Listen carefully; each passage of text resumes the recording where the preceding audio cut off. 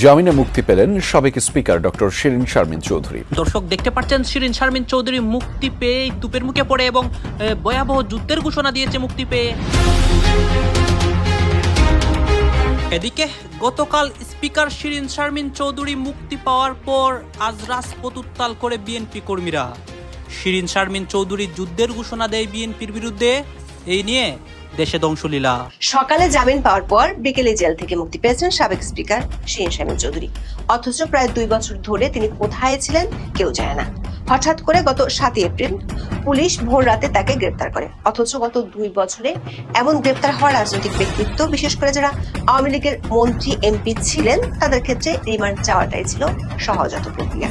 দর্শক, আপনারা জেনেছেন যে আওয়ামী লীগের সাবেক স্পিকার শিরিন শারমিন চৌধুরী তাকে আজকে আদালতে জামিন দেওয়া হয়েছে। নিম্ন আদালতে জামিন দেওয়ার ঘটনা ঘটেছে, যেটা প্রত্যাশিত নয়। গ্রেপ্তারের মাত্র 6 দিনের মাথায় তিনি জামিন পেয়ে গেলেন এবং তার চাইতেও বড় কথা হচ্ছে যে এত দ্রুততার মধ্যে বিএনপির কাণ্ড কেউ মেনে নিতে পারছে না। নাটকীয়ভাবে ইতিহাসের অনেক দায় বিএনপির বিরুদ্ধে দৃশ্যপটে এসে গেছে। অতএব বিএনপি যতই দান্দাবাজি করুক পারবে না। বিএনপির বিভিন্ন কার্যাবলী সবকিছু দেখে এইটুক আপনারা তো স্পষ্ট হয়ে গেছেন, তারেক রহমান বাংলাদেশে ফিরেছে, প্রধানমন্ত্রী হয়েছে, অন্যায়ের যেটা তারা অন্যায় হিসেবে দাবি করে সেসবের প্রতিশোধ নেওয়ার জন্য। তারেক রহমান দেশে ফিরেছিলেন প্রতিশোধ নেওয়ার জন্য, তারপর তিনি প্রধানমন্ত্রী হন এবং অসংখ্য সিদ্ধান্ত নেন। আজকে আমরা দেখতে পারি শিরিন শারমিন চৌধুরী মুক্তি পাওয়ার পর ভয়াবহ একটি হুঁশিয়ারি দেয় এবং এই সাবেক স্পিকার তুপের মুখেও পড়ে। বিএনপি কর্মীরা সরাসরি বলতেছে যে একজন আওয়ামী লীগের স্পিকার, একজন আওয়ামী লীগের এমপি গ্রেপ্তার হওয়ার পরই কীভাবে সে মুক্তি পায়, এর পিছনে কি রয়েছে। আপনারা সম্পূর্ণ ভিডিও দেখবেন। শিরিন শারমিন চৌধুরীর বিষয়ে অনেক তথ্য এবং তার মুক্তি পাওয়ার বিষয়ে অনেক তথ্য, সব কিছু দেখতে পারবেন এই একটি ভিডিওর মাধ্যমে। আপনারা সম্পূর্ণ ভিডিওটি আপনারা ধারাবাহিকলি কন্টিনিউ করবেন। সকালে জামিন পাওয়ার পর বিকেলে জেল থেকে মুক্তি পেয়েছেন সাবেক স্পিকার শিরিন শারমিন চৌধুরী। অথচ প্রায় 2 বছর ধরে তিনি কোথায় ছিলেন কেউ জানে না। হঠাৎ করে গত 7 এপ্রিল পুলিশ ভোর রাতে তাকে গ্রেপ্তার করে। অথচ গত 2 বছরে এমন গ্রেপ্তার হওয়া রাজনৈতিক ব্যক্তিত্ব, বিশেষ করে যারা আওয়ামী লীগের মন্ত্রী এমপি ছিলেন, তাদের ক্ষেত্রে রিমান্ড চাওয়াটাই ছিল সহজাত প্রক্রিয়া। কিন্তু শিরিন শারমিনকে পাঠানো হয়েছিল জেলে। এরপর গ্রেপ্তারের 6 দিনের মধ্যে 12 এপ্রিল সকালে তার জামিন মেলে। বিকেলে জেল থেকে বের হয়ে যান তিনি। গত 2 বছরে গ্রেপ্তার হওয়া আওয়ামী লীগের শীর্ষ পর্যায়ের নেতাদের মধ্যে একমাত্র সাবেক মন্ত্রী সাবির হোসেন চৌধুরী এত দ্রুত জামিন পেয়েছিলেন। রাজনৈতিক মহলে একটি ওপেন সিক্রেট আলোচনা আছে। নির্বাচনের আগে পর্দার আড়ালে প্রথমে সাবির হোসেন চৌধুরী, পরে শিরিন শারমিন চৌধুরীর নেতৃত্বে আওয়ামী লীগকে সক্রিয় করে রাজনীতির ট্রাকে ফেরানোর চেষ্টা হয়েছিল। সাবেক স্পিকার জামিনে মুক্ত হওয়ার পর সেই আলোচনাটি আবার উঠে এসেছে নানা মহলে। একাধিক সূত্র বলছে এই আলোচনা একেবারে অমূলক নয়। দেশীয় বিদেশি নানা পক্ষের মধ্যে এমন একটা আলোচনা হয়েছে এবং আলোচনার প্রক্রিয়া চলমান আছে। তবে অনেকের কাছে প্রশ্ন, সংসদে আইন পাশ করে নির্বাহী আদেশে আওয়ামী লীগের কার্যক্রম নিষিদ্ধ রেখে আওয়ামী লীগকে ফেরানোর এই পর্দার আড়ালের আলোচনা যদি হয়েও থাকে, সেটি কতটুকু বাস্তবসম্মত। বাংলাদেশের রাজনীতিতে খুব প্রভাবশালী হিসেবে ভূমিকা রাখে এমন একটি কূটনৈতিক সূত্র বলছে পুরো বিষয়টি একটি পরিকল্পনার অংশ।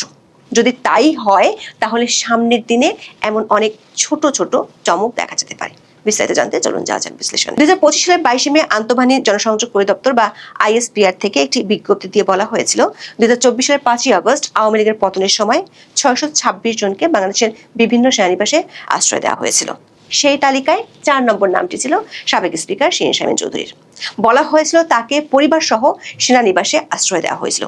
ওই তালিকায় সাবেক ডেপুটি স্পিকার শামসুল হক টুকু, প্রতিমন্ত্রী জুনায়েদ আহমেদ পলক, সাবেক হুইপ ইকবালুর রহিম, সাবেক সংসদ সদস্য সাইদুল হক সুমন, কাজী Nabil Ahmed, Nazma Akter, Ragibul Ahsan Zippo, AKM Rezaul Karim Tansen, M A Latif এবং ছাত্রলীগের সাবেক সাধারণ সম্পাদক তানভীর হাসান সৈকতের নাম ছিল, যাদেরকে পরে বিভিন্ন জায়গা থেকে গ্রেপ্তার হতে দেখা গেছে।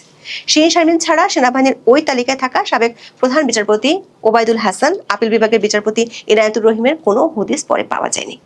এর মধ্যে সাবেক স্পিকার পদত্যাগের চিঠি, ঘরে বসে পাসপোর্টের জন্য তার আঙুলের ছাপ নেওয়া, এসব নিয়ে গণমাধ্যমে ফলাও করে খবর বেরিয়েছিল। এর মধ্যে গত 7 এপ্রিল মঙ্গলবার ভোর রাতে ঢাকার ধানমন্ডি এলাকা থেকে তাকে গ্রেপ্তার করে মিন্ট রোডের কার্যালয়ে নিয়ে যায় ঢাকা মহানগর গোয়েন্দা পুলিশ বা ডিবি। জুলাই আন্দোলনের লালবাগ থানায় আশরাফুল ওরফে ফাহিম নামে এক ব্যক্তিকে হত্যা চেষ্টা মামলায় গ্রেপ্তার দেখিয়ে আদালতের কাছে 2 দিনের রিমান্ড চায়। শুনানি শেষে আসামির রিমান্ড ও জামিন নামঞ্জুর করে কারাগারে পাঠানোর আদেশ দেন আদালত। রাষ্ট্রীয় প্রোটোকলের 3 নম্বর সাবেক গুরুত্বপূর্ণ একজন ব্যক্তিকে সরকার যেভাবে গ্রেপ্তার করেছে এবং তার মাধ্যমে আরবিট্রারি ডিটেনশন বা স্বেচ্ছাচারী আটকের ঘটনা ঘটালো, বিষয়টি ব্যাপক সমালোচনার জন্ম দেয়।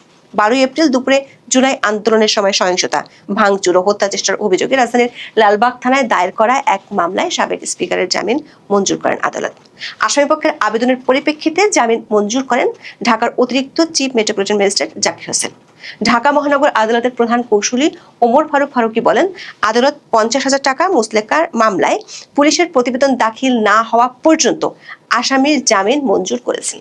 দর্শক, গত 2 বছরে আওয়ামী লীগের শীর্ষস্থানীয় নেতাদের মধ্যে শুধু সাবেক মন্ত্রী ও এমপি গ্রেপ্তার হয়েছেন 126 জন। তাদের মধ্যে হাতে গোনা কয়েকজন ছাড়া পেয়েছেন। সবচেয়ে চমক জাগানো গ্রেপ্তার ও জামিন ছিল আওয়ামী লীগের সাবেক সংসদ সদস্য, পরিবেশ, বন ও জলবায়ু পরিবর্তন বিষয়ক মন্ত্রী সাবের হোসেন চৌধুরীর ক্ষেত্রে। 2024 সালের 6 অক্টোবর রাজধানীর গুলশান থেকে সাবের হোসেন চৌধুরীকে গ্রেপ্তার করে পুলিশের গোয়েন্দা শাখা বা ডিবি। পরদিন 2022 সালের ডিসেম্বরে ঢাকার পল্টনে বিএনপি কর্মী মকবুল হত্যা মামলায় সাবের হোসেনের বিরুদ্ধে 5 দিনের রিমান্ড মঞ্জুর করেছিলেন আদালত। রিমান্ড চলাকালেই একসাথে 6টি মামলায় 2024 সালের 8 অক্টোবর আদালত থেকে জামিন পান আওয়ামী লীগের সাবেক এই মন্ত্রী। এর মধ্যে খিলগাঁও থানায় ছিল 4টি আর পল্টন থানায় ছিল 2টি মামলা, যার মধ্যে 3টি হত্যা মামলা আর 3টি হত্যা চেষ্টা মামলা। জামিনে মুক্তি পেলেন সাবেক স্পিকার ডক্টর শিরিন শারমিন চৌধুরী। সন্ধ্যায় গাজীপুরের কাশিমপুর কারাগারে বেল বন্ড সহ প্রয়োজনীয় নথি পৌঁছালে তাকে মুক্তি দেওয়া হয়। লালবাগ থানায় করা হত্যা চেষ্টা মামলায় 50,000 টাকা মুচলেকায় আজ তার জামিন মঞ্জুর করেছেন ঢাকার একটি আদালত। রাষ্ট্রপক্ষ ও আসামিপক্ষের আইনজীবীরা জানিয়েছেন, শারীরিক অসুস্থতা ও বয়স বিবেচনায় তাকে জামিন দেওয়া হয়েছে।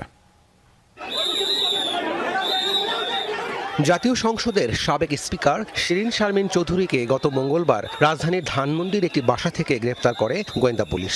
এরপর জুলাই আন্দোলনের সময় রাজধানীর লালবাগ থানায় করা হত্যা চেষ্টা মামলায় তাকে কারাগারে পাঠানোর আদেশ দেন আদালত। রবিবার ঢাকার অতিরিক্ত মেট্রোপলিটন ম্যাজিস্ট্রেট আদালতে জামিন আবেদন করেন শিরিন শারমিন চৌধুরীর আইনজীবীরা। বয়স ও অসুস্থতা বিবেচনায় আদালত পুলিশ রিপোর্ট দাখিল না হওয়া পর্যন্ত জামিন মঞ্জুর করেন। জজ সাহেব সন্তুষ্ট হয়ে মাননীয় আদালত ওনাকে জামিন দিয়েছেন। ওটা পরিষ্কার করে বলেছেন যে ওনার স্বাস্থ্যগত কারণে এবং অবশ্যই ওনার একটা ক্লিন ইমেজের ব্যাপার এখানে অবশ্যই এখানে রোল প্লে করে। আসামিকে ফ্যাসিস্টের দোষর উল্লেখ করে জামিন আবেদনের বিরোধিতা করেন রাষ্ট্রপক্ষের আইনজীবী। বিভিন্ন রোগে সে আক্রান্ত এবং তাকে চিকিৎসা নিতে হচ্ছে এবং তার জেলখানা সে খুব খারাপ অবস্থায় আছে, এই ধরনের তারা বক্তব্য রেখেছেন। আমরা প্রসিকিউশনের পক্ষ থেকে আমরা বলছি যে মামলাটি তদন্তাধীন অবস্থায় আছে এবং এই আসামি জামিন পেলে তদন্তের ব্যাঘাত ঘটবে। তার জামিনের আমরা বিরোধিতা করেছি, তাকে যেন জামিন না দেওয়া হয়। উভয় পক্ষের শুনানি শেষে আদালত 50,000 টাকা মুচলেকায় আসামির জামিন মঞ্জুর করেন। দর্শক, আপনারা জেনেছেন যে আওয়ামী লীগের সাবেক স্পিকার শিরিন শারমিন চৌধুরী তাকে আজকে আদালতে জামিন দেওয়া হয়েছে। নিম্ন আদালতে জামিন দেওয়ার ঘটনা ঘটেছে, যেটা প্রত্যাশিত নয়। গ্রেপ্তারের মাত্র 6 দিনের মাথায় তিনি জামিন পেয়ে গেলেন এবং তার চাইতেও বড় কথা হচ্ছে যে এত দ্রুততার মধ্যে দুপুরে জামিন হওয়ার পরে বিকেলে সন্ধ্যার আগেই তিনি কাশিমপুর মহিলা কারাগার থেকে মুক্ত হয়ে বাসায় চলে গেছেন। এই যে ঘটনাটা ঘটেছে, এত দ্রুততার সঙ্গে তিনি মুক্ত হয়েছেন, এই ঘটনাটাকে স্বাভাবিকভাবে দেখছেন না রাজনৈতিক বিশ্লেষকরা। এই ঘটনার পেছনে অনেক যদি কিন্তু রয়েছে এবং সেই যদি কিন্তুর মধ্যে আন্তর্জাতিক প্রভাব রয়েছে, আওয়ামী লীগের রাজনীতি শুরু করার ইস্যু রয়েছে এবং ভারতের সঙ্গে বাংলাদেশের নতুন সম্পর্কের মাঝখানে একটা যে চিড় ধরেছিল হঠাৎ করে, সেই চিড়টা মেরামত করার একটা প্রক্রিয়া বলেই মনে করছেন তারা। এত দ্রুত বেগে শিরিন শারমিন চৌধুরীকে কারামুক্ত করা হলো, এটা যদি সরকারের স্পেশাল দৃষ্টিভঙ্গি না থাকে তাহলে কোনোভাবেই সম্ভব নয় বলে ভাবছেন তারা। চলুন একটু এটার ভেতরে ঢুকে বোঝার চেষ্টা করি শিরিন শারমিন চৌধুরীকে নিয়ে কোন পরিকল্পনার দিকে এগোচ্ছে দেশ। থাকবেন পলিটিক্স টিভির নিয়মিত আয়োজনে।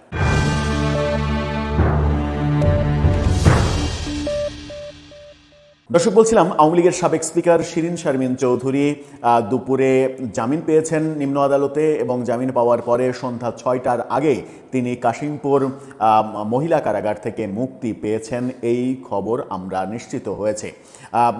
এই খবরটা আপনারা দেখে নিতে পারেন, যমুনা টেলিভিশনের ফটোকার্ডটা তারা নিশ্চিত করছে কাশিমপুর কারাগার থেকে জামিনে মুক্ত সাবেক স্পিকার শিরীন শারমিন চৌধুরী।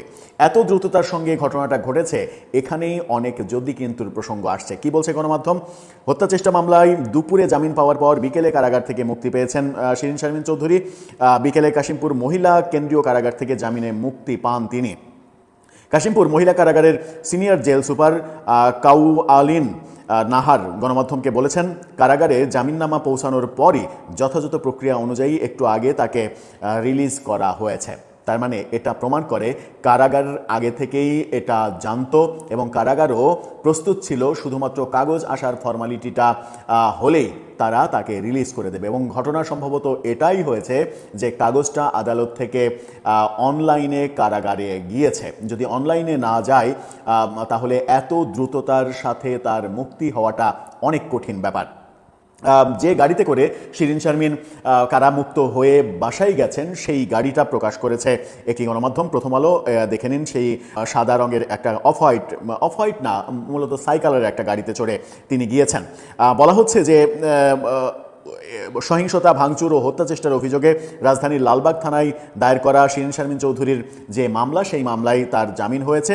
এই মামলায় 3 নম্বর আসামি তাকে করা হয়েছিল এবং যতদূর এই মামলা সম্পর্কে জানা যাচ্ছে, এই মামলায় শিরীন শারমিন চৌধুরীর সংশ্লিষ্টতা খুঁজে পায়নি তদন্তকারী কর্মকর্তারা। এই কারণে আরও বেশি সহজতর হয়েছে। গত মঙ্গলবার এই মামলায় শিরীন শারমিন চৌধুরীকে রিমান্ড আবেদন নামঞ্জুর করে আদালত কারাগারে পাঠিয়েছিল।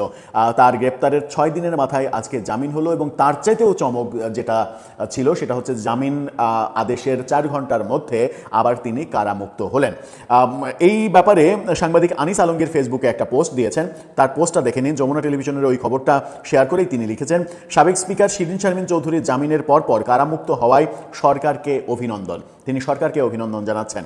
আইনের শাসন ও ন্যায় বিচারের পথে এটি একটি ইতিবাচক পদক্ষেপ। আশা করি বিশ্ব বাটপার ইউনূসের শাসনে গ্রেপ্তারকৃত রাজবন্দী সব নাগরিকের ক্ষেত্রে একই ন্যায় বিচার নিশ্চিত হবে। অর্থাৎ তিনি বলতে চাচ্ছেন, প্রফেসর ইউনূসের আমলে যেভাবে মানুষের জামিনের অধিকার কেড়ে নেওয়া হয়েছিল এবং কারাগার ভর্তি করার যে মেটিকুলাস ডিজাইন করা হয়েছিল, সেখান থেকে বর্তমান সরকার সরে আসায় সরকারকে অভিনন্দন জানাচ্ছেন তিনি এবং এই ব্যাপারটা সবার ক্ষেত্রেই প্রযোজ্য হবে সেই প্রত্যাশা তিনি করছেন। সবার ক্ষেত্রে হোক না হোক, শিরীন শারমিন চৌধুরীর ক্ষেত্রে যে এই ব্যাপারটা স্পেশালি ঘটেছে এটা এখন পরিষ্কার করে বলা যায়। অন্তত জামিনের পরে তার জামিন স্থগিত চেয়ে সরকারের পক্ষ থেকে আবেদন করার কথা ছিল, সাধারণ অর্থে তো তাই ধরে নেওয়া যায়। কারণ আমরা দেখেছি যে সেলিনা হায়াৎ আইভী, নারায়ণগঞ্জের সাবেক মেয়র, যাকে কেন্দ্র করেও আওয়ামী লীগের নতুন নেতৃত্বের প্রসঙ্গ অনেকদিন আলোচিত হয়েছে, তার একের পর এক জামিনের পরে তাকে তার জামিন বাতিল করার আবেদন এই সরকারের আমলেও আমরা দেখেছি এবং আরও মামলায় জামিন তার হচ্ছে না, এই ব্যাপারগুলোও দেখেছি। বিএনপির কাণ্ড কেউ মেনে নিতে পারছে না। নাটকীয়ভাবে ইতিহাসের অনেক দায় বিএনপির বিরুদ্ধে দৃশ্যপটে এসে গেছে। অতএব বিএনপি যতই ধান্দাবাজি করুক পারবে না। বিএনপিকে জনগণের কঠিন প্রতিশোধের মুখে পড়তে হবে। কিন্তু ভয়াবহ প্রতারণা করছে, এটা জানিয়ে দেয় আমাদের দায়িত্ব। আপনারাও জানিয়ে দিন। আমরা বারবার সকাল সন্ধ্যা বলছি, বিএনপির প্রতারণার প্রত্যেকটা উপাদান, যখনই আমাদের কাছে একটা উপাদান আসে সেটা নিয়ে আলোচনা করছি, মানুষকে সচেতন করছি। দর্শক, একটু অতীতে ফিরে যান। বিএনপি ছল চাতুরি করে ক্ষমতায় টিকে থাকতে আসতে এমন কোনো চেষ্টা নেই যে করে না, কিন্তু পেরেছে।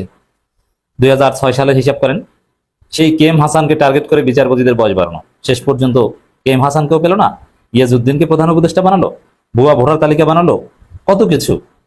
17 নির্বাচনের শিডিউল ডিক্লেয়ার, একদম নিজের লোক সিইসি, কিন্তু শেষ পর্যন্ত কোনো লাভ হলো না, তাদের কোনো স্বপ্নই পূরণ হলো না। এর মানে বিএনপি কিন্তু পারে না, আসল সময় যে ধরা খায়। তো দর্শক, এখন বিএনপি যে কাণ্ড ঘটাচ্ছে, প্রতারণা করছে এবং মগের মুল্লুক, দেশটা এখন মগের মুল্লুক এবং মবের মুল্লুক। যাকে তাকে পিটিয়ে মেরে ফেলা হয়, আইনের কোনো বালাই নাই, কখনো তৌহিদি জনতা নামে, কখনো কিশোর গ্যাং নামে।